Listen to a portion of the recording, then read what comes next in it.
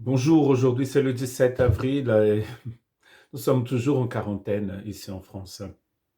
Je continue donc cette méditation sur la grâce de Dieu. Je voudrais raconter une histoire d'une personne qui, du Moyen-Orient, d'une très grande violence, on pourrait l'appeler un terroriste. Il passait sa vie à défendre sa religion, à et tous les moyens étaient bons pour défendre cette croyance. Et donc, il rentrait dans les maisons, il tuait les gens, il les amenait en prison, il les torturait. C'était un homme d'une très grande violence. Mais un jour, il a eu une rencontre avec la grâce. Et sa vie a complètement changé. Car c'est ce que la grâce est venue faire. Elle est venue nous changer. Et je voudrais lire, en fait, ce qu'il a raconté, son témoignage, une partie de son témoignage, juste un verset. Dans 1 Corinthiens, chapitre 15, verset 11, 10. Par la grâce de Dieu, je suis ce que je suis, et sa grâce envers moi n'a pas été vaine, loin de là. J'ai travaillé plus que tous, mais non pas moi, mais toutefois la grâce de Dieu qui est avec moi. Trois fois, il va utiliser le mot grâce ici. Donc, bien sûr, il s'agit de l'apôtre Paul, appelé aussi par certains chrétiens Saint Paul.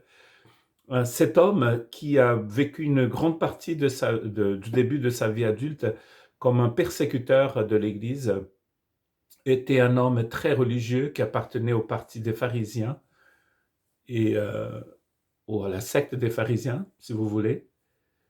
Et il a eu comme mission, il a décidé d'avoir comme mission de persécuter les disciples du Christ en Palestine, mais après aussi, il a voulu aller plus loin et donc il est parti en Syrie, à Damas, qui était déjà à l'époque la capitale de la Syrie.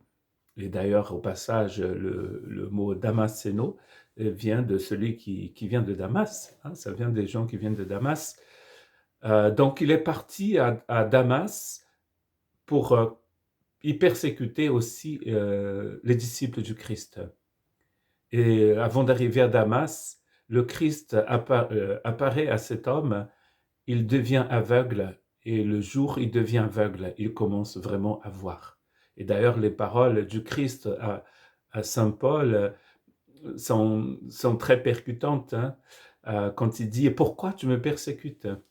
Car c'est vrai que quand on persécute les disciples du Christ, c'est le Christ lui-même qu'on persécute. Mais ce qui est intéressant dans le témoignage de cet homme, c'est que il va donc dire que la transformation qu'il a eue dans sa vie, car le jour, la semaine même où il arrive à Damas, il va devenir lui-même un disciple du Christ et il va commencer à annoncer la bonne nouvelle du Christ et à être persécuté à son tour. La grâce transforme cet homme, a transformé cet homme qui était dangereux, cet homme qui semait la terreur, hein, comme on le voit dans les Écritures. Maintenant, il va semer la bonne nouvelle. La grâce, elle est incroyable, elle est merveilleuse, comme on chante dans ce chant de Newton. Amazing grace, grâce infinie, grâce merveilleuse. Je ne vais pas chanter, maintenant c'est trop tôt. Le matin, c'est difficile de chanter comme ça. Mais la grâce, elle fait ça. Elle transforme un homme dangereux. Quand il arrivait dans une ville, quand il arrivait quelque part, les gens avaient très peur. Et d'ailleurs, au départ, les gens, les disciples du Christ, quand ils ont su qu'il était devenu un des leurs, ils avaient encore des doutes, ils avaient encore peur de le rencontrer. Et c'est un homme qui devient complètement une autre personne, un homme doux, changé par la grâce de Dieu. Par la grâce de Dieu, je suis ce que je suis. C'est-à-dire, c'est grâce à cette action infinie de l'amour de Dieu que je suis devenu cet homme que je suis, dit Paul. Il n'y a pas d'homme difficile, de femme complexe, il n'y a pas de situation impossible. La grâce peut tout transformer. Il n'y a pas de perdition que ça soit fini et des situations qui ne peuvent pas changer. La grâce peut tout changer, la preuve. Cet homme dangereux est devenu à son tour un apôtre du Christ.